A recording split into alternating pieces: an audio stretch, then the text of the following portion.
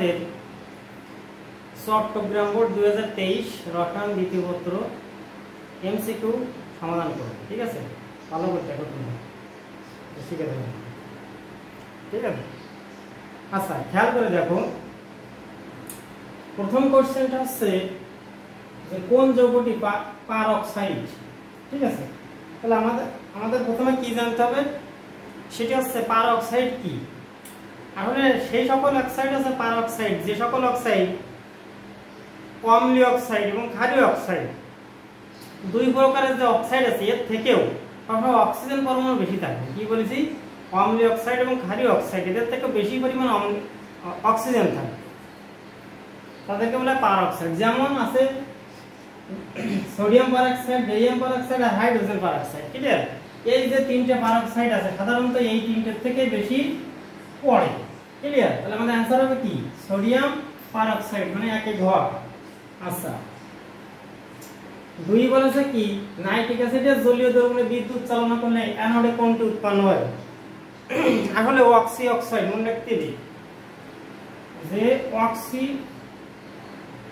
Oxide oxy acid, যেটা আমাদের acid দেশে acid equal to oxy oxide, oxy oxide plus হচ্ছে পানি, তাহলে নাইট্রিক অ্যাসিড ভেঙে হবে অক্সি অক্সাইড, নাইট্রোজেন ডাইঅক্সাইড আর পানি। ক্লিয়ার বিষয়টা? এইখানে যে পানি, এইটা মেইনলি যাবে অ্যানোডে। ঠিক আছে, পানি, এবার পানির সাথে কিন্তু অক্সিজেন যুক্ত আছে, আর যাবে হচ্ছে অক্সিজেন। এখানে অ্যান্সার হবে হচ্ছে 1 আর 2। ঠিক আছে, অ্যান্সার হবে হচ্ছে কটা 1 আর 2। ঠিক আছে, কাহিনী হচ্ছে অ্যানোডে যাবে হচ্ছে অক্সিজেন আর হচ্ছে পানি। আচ্ছা, 3 দাগের কোশ্চেনটা তোমরা দেখো, সেটা বলছে যে কোন তথ্যটি সঠিক নয়। কি বলেছে, কোন তথ্যটি সঠিক নয়।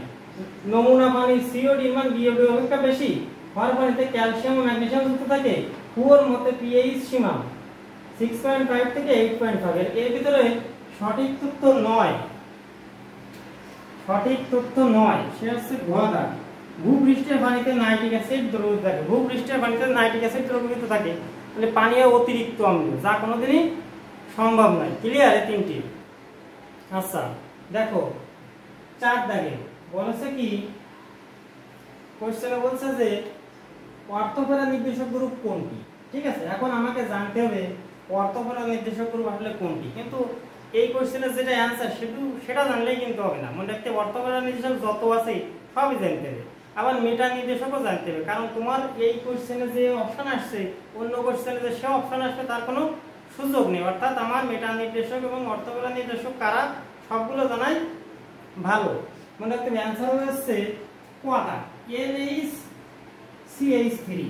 ক্লিয়ার, NaCH3, কারণ অর্থোপেরা নির্দেশক গ্রুপ হচ্ছে দেখো NaCH3, NaCO3, bond CH3, X মানে halogen, OH ion, NH2 amino ion এবং NCH3 আচ্ছা, মেটা নির্দেশক গ্রুপ হলো NO bond NO2 CHO COOH bond CN cyanide bond NH3।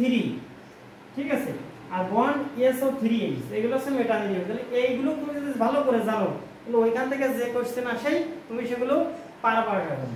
ঠিক আছে, আচ্ছা 5 দাগে দেখো, 5 দাগের কোশ্চেনটা হচ্ছে এই যে সোডিয়াম ডাইঅক্সাইড আর ক্লোরিন বিক্রিয়া করে কি হবে। দেখো সোডিয়াম ডাইঅক্সাইড আর ক্লোরিন বিক্রিয়া করে কিন্তু সোডিয়াম ক্লোরাইড আর সোডিয়াম ক্লোরেট হবে। ক্লিয়ার, এখন কোশ্চেনে বলেছে কি এই এ যৌগটা, মানে এই যৌগটা মানে কিন্তু সোডিয়াম ক্লোরেট। ক্লিয়ার, বলেছে এখানে জারণ মান কত হবে।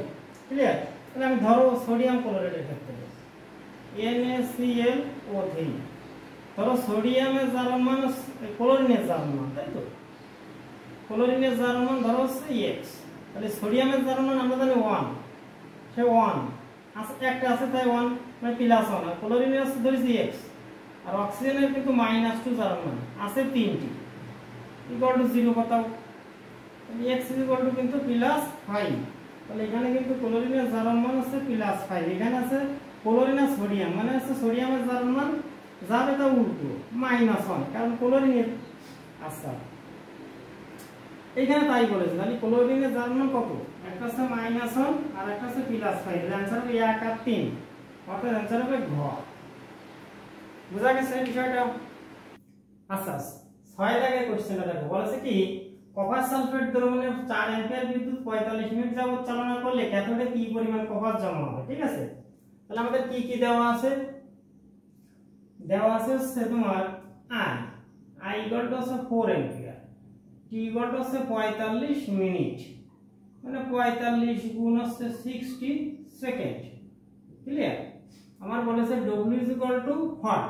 আচ্ছা আমাদের Z সব সময় জানা, Z হচ্ছে পারমাণবিক বল বাই হচ্ছে যোজনী গুণ 9650, অতএব W ইকুয়াল টু আমরা জানি ZIT, Z হচ্ছে পারমাণবিক বল কভারেজ 63.5 ভাগ 2 গুণ 9650 গুণ 4 আর 45 গুণ হচ্ছে 60, ক্যালকুলেশন দাও 3.58 দিলাম, এটা হবে आंसर। অর্থাৎ এটা आंसर হচ্ছে কিন্তু খ দাগ। ক্লিয়ার বিষয়টা?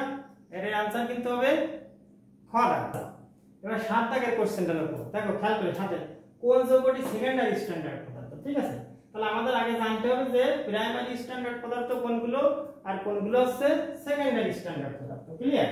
দেখো প্রাইমারি স্ট্যান্ডার্ড পদার্থ হচ্ছে এইগুলো, যে sodium carbonate, sodium dichromate, oxalic acid এসব দুই অণু পানি এবং এটা সাকসেনিক অ্যাসিড, এটা কিন্তু সকলে প্রাইমারি স্ট্যান্ডার্ড পদার্থ।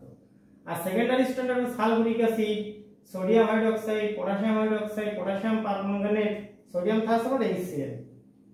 মনে রাখতে হবে তোমার এই যে কোশ্চেনটা এমসিকিউ পড়ার সময় শুধু ওইটি পড়লেই হবে না, কিন্তু ওর সঙ্গে সমগ্র যে প্রাইমারি স্ট্যান্ডার্ড পদার্থ, সেকেন্ডারি স্ট্যান্ডার্ড পদার্থ সেগুলো থাকতে হবে। তবে এর ক্ষেত্রে একটা সুবিধা আছে, যেগুলো আছে প্রাইমারি স্ট্যান্ডার্ড পদার্থ প্রত্যেকটা দেখো সি আছে সাধারণত, সোডিয়াম কার্বনেট এটা বাদে।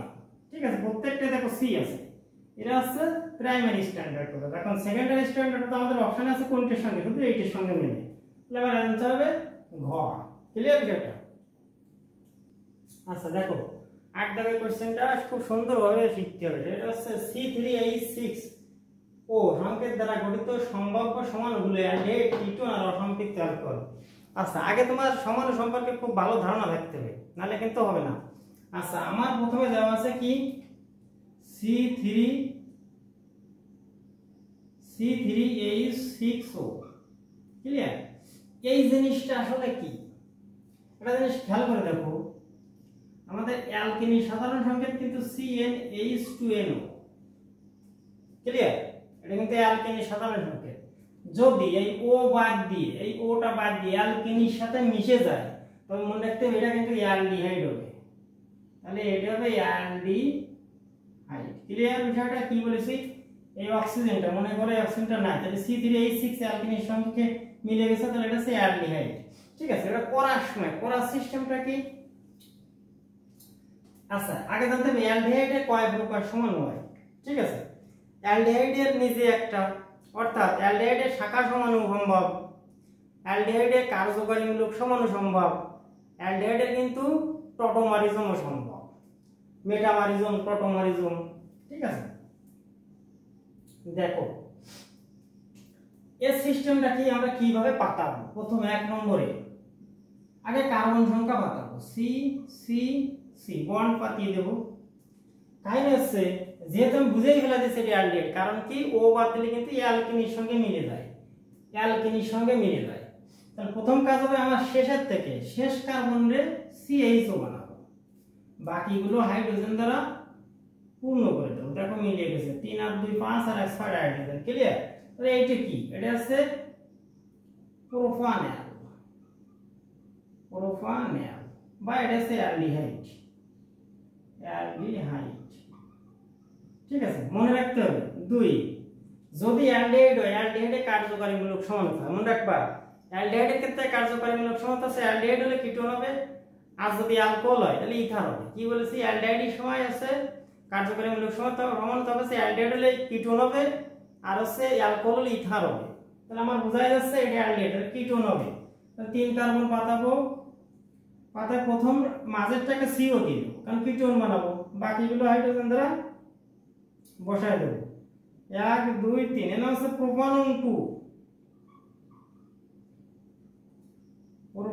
2 ঠিক আছে তাহলে এটা হচ্ছে কি কিটোন ঠিক আছে এর আরেকটা সমান হবে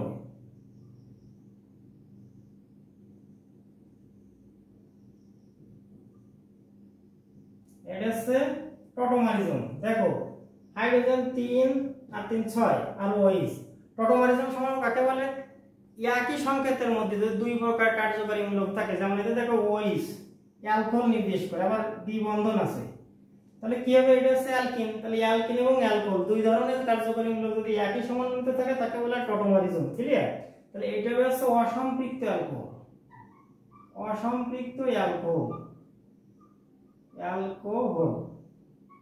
আচ্ছা অসম্পৃক্ত কেন যেহেতু দ্বিবন্ধন আছে আর অ্যালকোহল কেন OH আছে তোমার অপশনে আছে কি কি অ্যালডিহাইড তাহলে অ্যালডিহাইড পাইছি আমরা আচ্ছা কিটোনে পেয়ে গেছি 2 আর 3 আছে অসম্পৃক্ত অ্যালকোহল পেয়ে গেছি মানে 3 অ্যানসার হবে ঘ 1 2 3 তিনটা হবে ক্লিয়ার বিষয়টা এবার দেখো 9টা বলছে বাস্তব গ্যাসের ক্ষেত্রে প্রযোজ্য del E by del B equal to 0 z not is equal to 1 R p plus n square f b b minus n equal to n আছে এটা কিন্তু তিনটা কিন্তু ভ্যান ডার ওয়ালের সমীকরণ কি বলেছি তিনটা কিন্তু ভ্যান ডার ওয়ালের সমীকরণ তাহলে অবশ্যই এটা বাস্তব গ্যাসের ক্ষেত্রে প্রযোজ্য আচ্ছা 2 আছে z not is equal to 1 আচ্ছা z এর থেকে z কোন not is equal to 1 z এর থেকে কম হতে হবে কিন্তু বাস্তব গ্যাসের ক্ষেত্রে ঠিক আছে 2 তাহলে आंसर হবে হচ্ছে 2 আর 3 অর্থাৎ গোয়াদা ক্লিয়ার বিষয়টা অর্থাৎ কি বাস্তব গ্যাসের জন্য z এর মান কিন্তু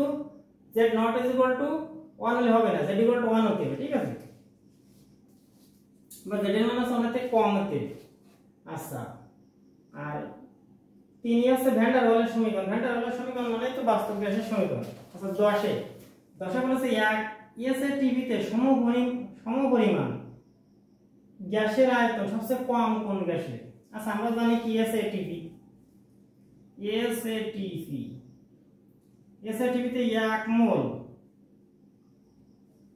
যে কোনো গ্যাস যদি carbon dioxide equal to কত 24.789 লিটার আবার 1 mole carbon dioxide equal to কত গ্রাম 44 গ্রাম ঠিক আছে তাহলে আমরা কি লিখতে পারি যে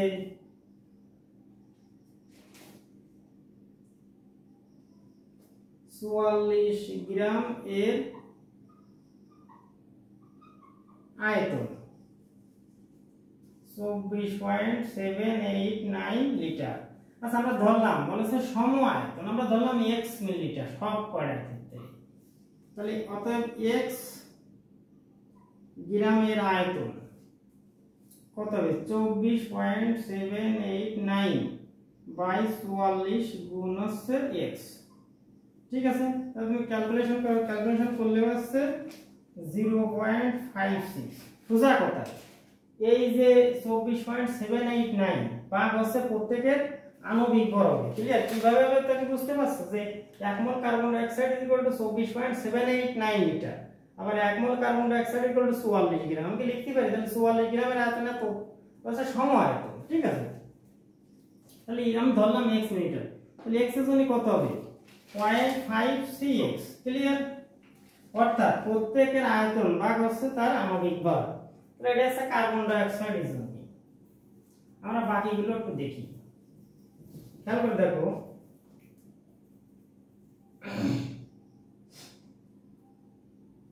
আমরা যখন নাইট্রোজেন নেব তখন হবে 24.789x বাই 28 গ্রাম কারণ নাইট্রোজেনের আণবিক ভর 28 ইকুয়াল টু হচ্ছে 0.88x আচ্ছা আমরা যদি অক্সিজেন নিই তাহলে 24.789 ভাগ হচ্ছে 32x आंसर হচ্ছে 0.77x আর যদি আমি NH3 নিই তাহলে 24.789 ভাগ হচ্ছে 17x এর হচ্ছে 1.45x সবগুলো লিটার, সবগুলো লিটার, সবগুলো লিটার। তাহলে কম কোনটা রয়েছে এইটার? তাহলে এটা কার ক্ষেত্রে? এটা হচ্ছে কার্বন ডাই অক্সাইডের। आंसर হবে কোয়াটা। সোজা কথা, যার আণবিক ভর বেশি, এই আণবিক ভর যার বেশি সম আয়তনের জন্য তার সবচেয়ে কম হবে এসএটিতে আয়তন। ক্লিয়ার বিষয়টা? 11টা কোন সমগোত্র শ্রেণী সাধারণ সংকেত n এর মান সমান সর্বনিম্ন 1 পর্যন্ত, মানে কোন সমগোত্র শ্রেণীর ক্ষেত্রে? ঠিক আছে, আচ্ছা আমরা এখন দেখি। এখানে বলেছে অ্যালকোহল, তাই তো?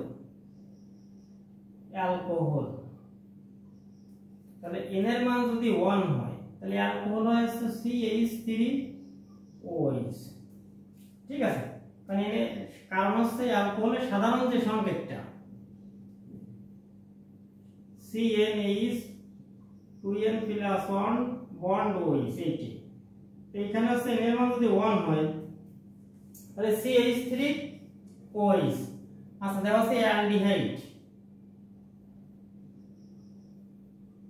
ঠিক আছে, আচ্ছা অ্যালডিহাইডের প্রথম সদস্যই কিন্তু CH3CHO, তাহলে n এর মান কি হতে হবে? অবশ্যই n এর মান কিন্তু 2 হতে হবে।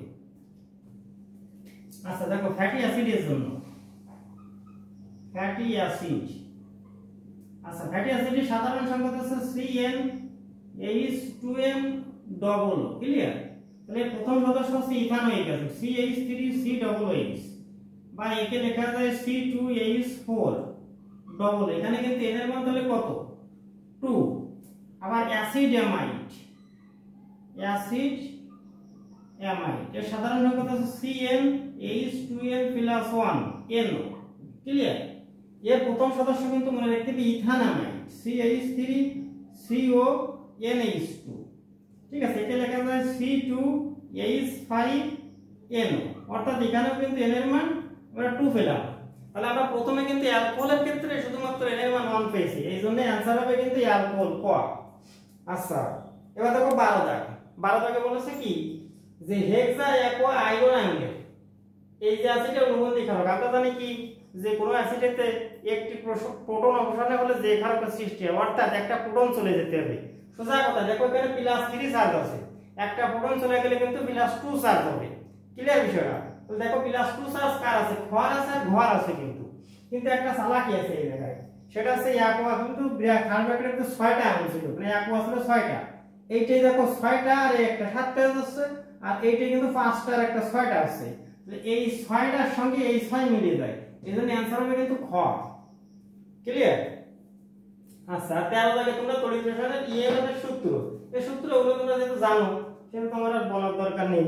মনে রাখতে হবে এর ক্ষেত্রে 1 2 3 তিনটা সঠিক, অর্থাৎ आंसर হবে কিন্তু ঘ। ক্লিয়ার বিষয়টা? এবার দেখো, আচ্ছা ভালো করে দেখো, দেখো 14 দাগে বলে 27 ডিগ্রি সেন্টিগ্রেড তাপমাত্রায় 8 গ্রাম মিথেন গ্যাসের গতিশক্তি কত জুল? তাহলে আমরা গতিশক্তির সূত্র জানি, কি জানি যে EK = 3/2 nRT। ঠিক আছে, এইখানে হচ্ছে বের করে নিয়ে আসতে যে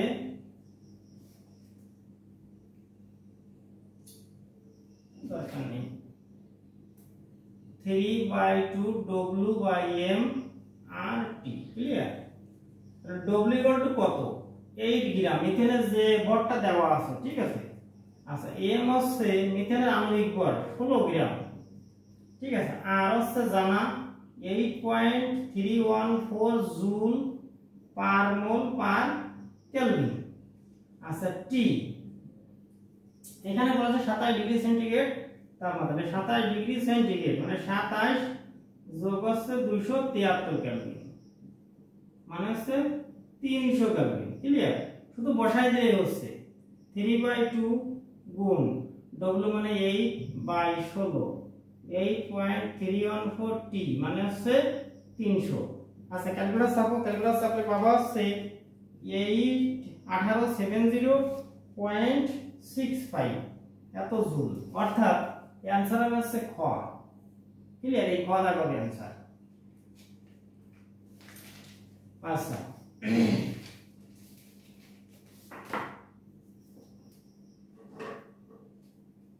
দেখো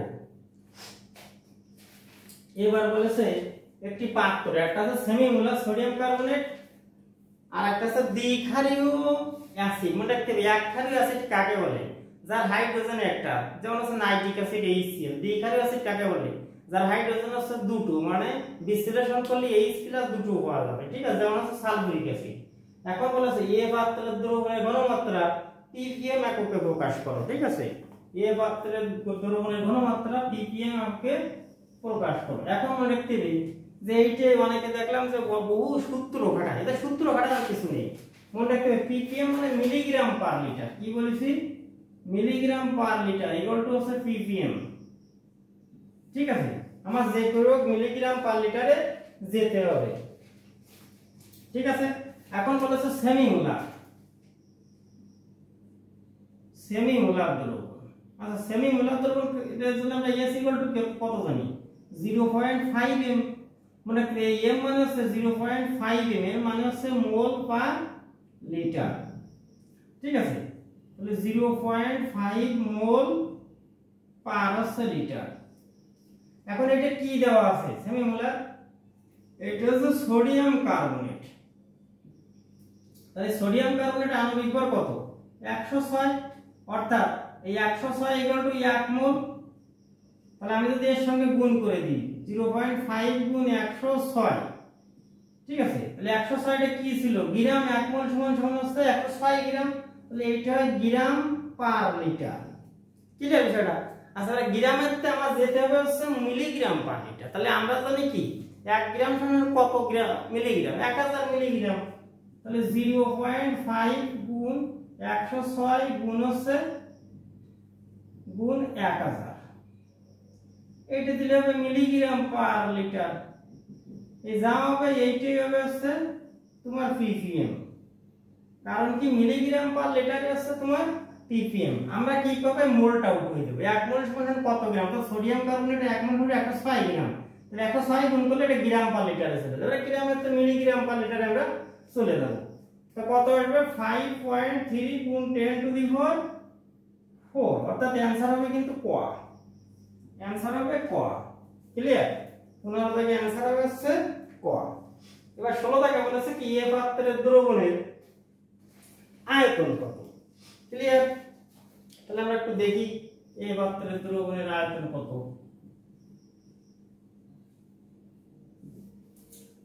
আচ্ছা, এবার 16 দাগ করতেছি। ক্লিয়ার? 16 দাগে বিক্রিয়া করতে হবে। সোডিয়াম কার্বনেট যোগ হচ্ছে তোমার সালফিউরিক অ্যাসিড। বলছে দ্বিক্ষারীয় অ্যাসিড। দ্বিক্ষারীয় অ্যাসিড মানে সালফিউরিক অ্যাসিড। এটা তুমি খেয়াল করবে H2SO4 এর বাংলা পাওয়া যায় H+ আর সালফেট 2 মাইনাস। এখানে 2 মোল হাইড্রোজেন। এজন্য আছে যার দুটো হাইড্রোজেন প্লাস হয় বিশ্লেষণ করে তাকে বলে দ্বিক্ষারীয় অ্যাসিড। বিক্রিয়া করে হবে সোডিয়াম সালফেট প্লাস হচ্ছে কার্বন ডাই অক্সাইড প্লাস হবে হচ্ছে পানি। ক্লিয়ার? আচ্ছা, তাহলে আমি এখন লিখি সোডিয়াম কার্বনেট এর জন্য কি V1, এটাকে ধরলাম S1। তাহলে সোডিয়াম কার্বনেট বলেছে এ পাত্রের দ্রবণের আয়তন। তাহলে সেমিমোলার মানে 0.05 m দেওয়া আছে। V1 what? আচ্ছা, আমি সালফিউরিক অ্যাসিড এর জন্য ধরলাম V2 আর S2। এর জন্য S1S2 আর আছে V2S2। আচ্ছা, সোডিয়াম দ্বিক্ষারীয় অ্যাসিডের আয়তন কত দেওয়া আছে? 50 মিলিলিটার। আর ঘনমাত্রা কত দেওয়া আছে? 0.2 m। ক্লিয়ার? আচ্ছা, তাহলে আমরা জানি কি V1S1 V2S2। দেখো এর আগে কত মোল আছে? 1 মোল। এর আগে 1 মোল। তাহলে এর আগে 1 মোল, এর আগে 1 মোল। অর্থাৎ A আর B থাকে। A আর B দুটোরই মান 1। তাহলে যা আসে আমরা এখন করে দেব। তাহলে আমাদের V2 কি আসবে? V1S1 minus S2। তাহলে V1 এর মান হচ্ছে আমাদের লাগবে হচ্ছে B1 বলেছে B1। তাহলে V2S2 এখান থেকে যা আসে V2S2 S1। তাহলে 50 গুণ 0.2 ভাগ হচ্ছে 0.5। ঠিক আছে, 0.5 উঠে গেল। 5 10 50 মানে হচ্ছে 20 মিলিলিটার। তাহলে অ্যানসার হবে হচ্ছে ক 20 মিলিলিটার। বুঝা গেছে বিষয়টা কি? কি সোডিয়াম কার্বনেটের জন্য V1S1 ধরলাম, V1 হচ্ছে হোয়াট, কারণ সোডিয়াম কার্বনেটের আয়তন চাইছে সেমি মোলার 0.5 আর সালফিউরিক অ্যাসিডের ক্ষেত্রে 1 সেমিটার 2m দেওয়া আছে B2S2, শুধু V1S1 B2S2। কারণ কি এই যে সোডিয়াম কার্বনেট এর আগে সে 1 মোল, এর আগে 1 মোল, এই 1 মোল তো প্রত্যেকের সঙ্গে গুণ করলে যা তাই হয়ে যায়। ক্লিয়ার বিষয়টা? সুন্দর করে পড়বা। এবার দেখো 17 দাগ বলেছে কি বেনজিনের কার্বন কার্বন বন্ধন দূরত্ব কত। আসলে এই বেনজিনের কার্বন কার্বন বন্ধন দূরত্ব করে মুখস্থ রাখতে হবে, ঠিক আছে? বেনজিনের ক্ষেত্রে বিশেষ কিছু জিনিস মুখস্থ রাখতে হবে, রাসায়নিক ধর্ম এবং ভৌত ধর্ম। যেমন বেনজিনের আপেক্ষিক গুরুত্ব কত, বেনজিনের গলনাঙ্ক কত, বেনজিনের স্ফুটনাঙ্ক কত, তাহলে বেনজিনের কার্বন কার্বন বন্ধন দূরত্ব কত, সবই মুখস্থ রাখতে হবে। দেখো আমি এখানে লিখে দিছি, এটা হচ্ছে কার্বন কার্বন বন্ধন দূরত্ব। বেনজিনের হচ্ছে 0.139 ন্যানোমিটার, অ্যালকেনের হচ্ছে 0.154 ন্যানোমিটার, অ্যালকিনের হচ্ছে 0.134 ন্যানোমিটার, অ্যালকাইন হচ্ছে 0.120 ন্যানোমিটার। এখানে অ্যালকেন মানে মিথেন বলতে পারি, অ্যালকিন মানে ইথিন বলতে পারি, অ্যালকাইন মানে ইথাইন বলতে পারি। বেনজিনের কত 0.139 ন্যানোমিটার, তাহলে आंसर হবে খ 0.139 ন্যানোমিটার। ক্লিয়ার? আচ্ছা এবার আমরা 18 দাগে যাব। বলেছে 10 তার পাত্রে, ঠিক আছে? 18 দাগে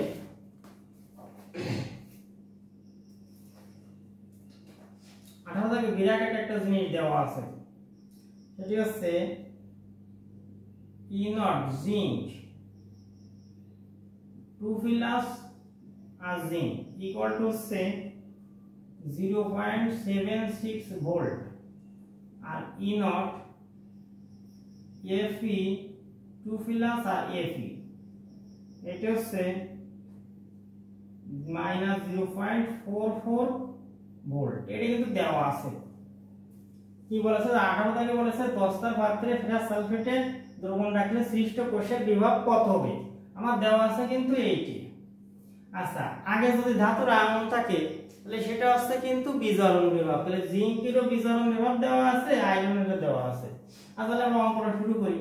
একটা জিনিস খেয়াল করতে হবে, বলেছে 10 তার পাত্রে, 10 তার, তাহলে পাত্র সবসময় অ্যানোড হবে। কি বলেছি? পাত্র সবসময় অ্যানোড, আর অ্যানোডে কিন্তু জারণ ঘটে।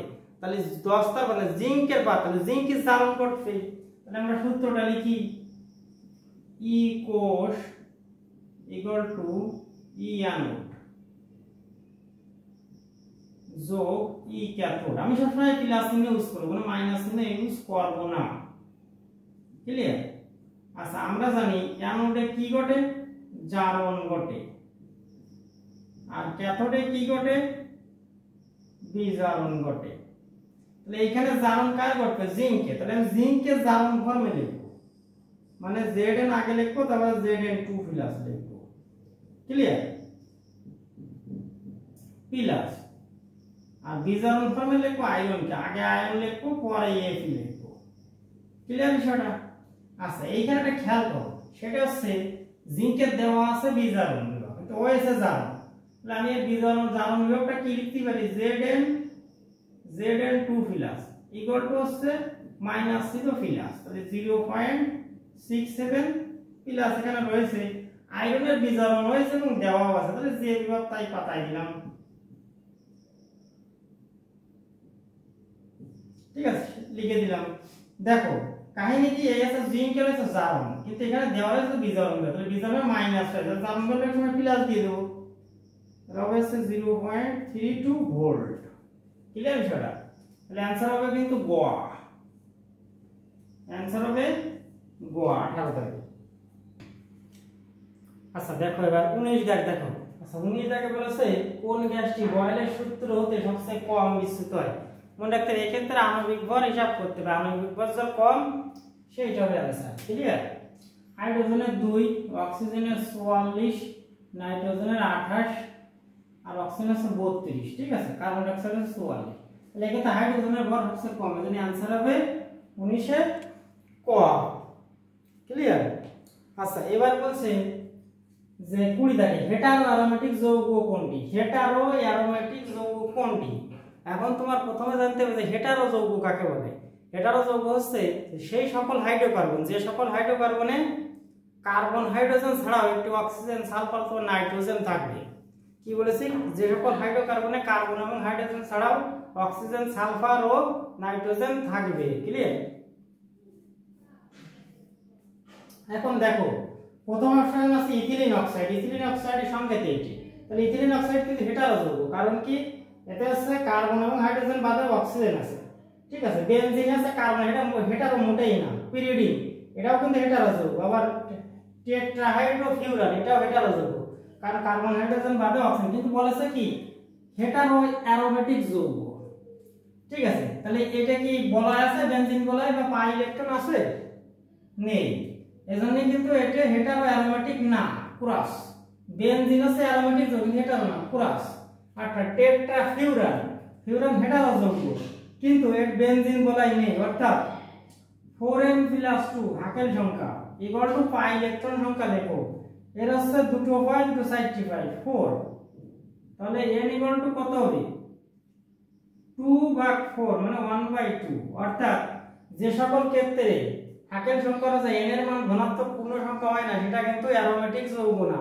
কিন্তু পিরিডিনের ক্ষেত্রে দেখো বেনজিন বলা আছে, তাহলে 4n+2 ইকুয়াল টু দুটো সাইডে 6টা পাই ইলেকট্রন আছে কিন্তু। তাহলে 4n ইকুয়াল টু 4, তাহলে n ইকুয়াল টু কত? 1। n এর মান যদি 0 1 2 3 অর্থাৎ ধনাত্মক পূর্ণ সংখ্যা হয় তবে সেটি অ্যারোমেটিক যৌগ। তাহলে হেটারো যৌগ এবং অ্যারোমেটিক যৌগ, হেটারো অ্যারোমেটিক যৌগ কি হবে? গ, পিরিডিন। ক্লিয়ার বিষয়টা? বলেছো? তোমরা বলছো? আচ্ছা দেখো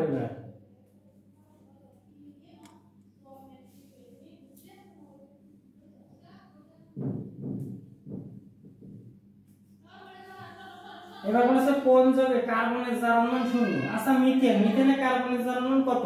হাইড্রোজেনের হচ্ছে 1। তাহলে এটা না, কার্বন মনোক্সাইডেও না। এবার দেখো আমরা এই যৌগটা হিসাব করি। ঠিক আছে, এখানে আছে কার্বন, তাহলে কার্বনের ধর হচ্ছে x, CH2Cl। ক্লিয়ার? কার্বনের ধরলাম x, হাইড্রোজেনের 1 আছে দুটো যোগ, কার্বনের হচ্ছে x যোগ, ক্লোরিনের হচ্ছে -1 আছে দুটো, ইকুয়াল টু 0। তাহলে 2 + x - 2 ইকুয়াল টু 2 কাটা গেল। তাহলে x এর মান কত? অর্থাৎ অ্যানসার হবে গ। এই ক্ষেত্রে কিন্তু কার্বনের জারণ মান 0। আচ্ছা এবার দেখো একটা জিনিস বলেছে, একই মাত্রার বিদ্যুৎ একই সময় চালনা করলে কোন আয়নটি ক্যাথোডে জমা হবে? এটা তোমরা জানো, বোঝো। চার্জ কম সিলভারের প্লাস নিচে অবস্থিত। এর অ্যানসার হবে গ, সিলভার। ক্লিয়ার? এবার বলেছে এসটিভিতে নাইট্রাস অক্সাইড গ্যাসের ঘনত্ব কত? এখন তাহলে নাইট্রাস অক্সাইডের সংকেত জানতে হবে। নাইট্রাস অক্সাইড, ঠিক আছে, N2O। ক্লিয়ার বিষয়টা? আচ্ছা বলেছে এসএটিপিতে, তাহলে আমরা জানি 1 মোল N2O ইকুয়াল টু কত লিটার? 24.789 লিটার। আবার 1 মোল নাইট্রাস অক্সাইড ইকুয়াল টু কত গ্রাম? নাইট্রোজেনের আছে 14 গুণ 2 যোগ আছে 16, 14 মানে 28 আর 16 কত?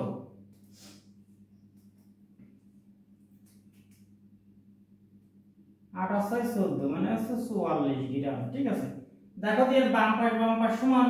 ক্লিয়ার বিষয়টা? তাহলে আমরা ডান পাশও সমান লিখতে পারি। ক্লিয়ার? এই একটা জিনিস। এবার বলছে ঘনত্ব। ঘনত্ব ইকুয়াল টু কি? ভর বাই আয়তন। এটা কিন্তু আমরা বাংলায় জানি। তাহলে ভর কত? 44, আয়তন কত? 24.789। ঠিক আছে, এটা হচ্ছে তো গ্রাম আর এটা হচ্ছে লিটার। তাহলে গ্রাম পার লিটার এককে নির্ণয় করতে বলেছে। ক্লিয়ার বিষয়টা? তাহলে যা হবে ক্যালকুলেশন দেখো 1.77 গ্রাম পার লিটার। आंसर হচ্ছে কোয়াড্রাক। ক্লিয়ার বিষয়টা? এবার দেখো 24টা দেখো উদ্দীপক দেয়া আছে এসে অ্যালকিন প্লাস হাইড্রোজেন। মনে রাখবা যে অ্যালকিনের সঙ্গে হাইড্রোজেন ব্রোমাইডের বিক্রিয়া মানে মার্কোনিকোভের চলে গেছে সে, কিন্তু হাইড্রোজেন পারঅক্সাইড থাকলে মার্কোনিকোভের বিপরীত, আর হাইড্রোজেন পারঅক্সাইড না থাকলে সেটা হবে মার্কোনিকোভের সূত্র, এটা কিন্তু হাইড্রোজেন পারঅক্সাইড আছে, তাহলে বিক্রিয়া দাও HBr করলে H2O2, আচ্ছা এ মানে প্রধান উৎপাদ, প্রধান উৎপাদটা হবে কি CH3 না আর আছে যেহেতু সেহেতু তো CH3 না আরই বসাতে হবে, আর 2 কার্বন আছে তাহলে CH2 বন্ড CH2 বন্ড ঋণাত্মক মূলক, কারণ কি মার্কনিকভের বিপরীত আছে অপ্রতিসম অসম্পৃক্ত অ্যালকিনের সাথে অপ্রতিসম বিকারকের বিকারক ধনাত্মক অংশ সাধারণত কম সংখ্যক হাইড্রোজেন বিশিষ্ট কার্বন পরমাণুর সঙ্গে যুক্ত হবে, ঠিক আছে। তাহলে বিকারক ধনাত্মক অংশ কি হাইড্রোজেন, এর হচ্ছে কম সংখ্যক হাইড্রোজেন বিশিষ্ট কার্বন মানে কি যার সাথে হাইড্রোজেন একটা আছে তার সঙ্গে হয়ে গেল ব্রোমিন চলে গেল, ক্লিয়ার বিষয়টা।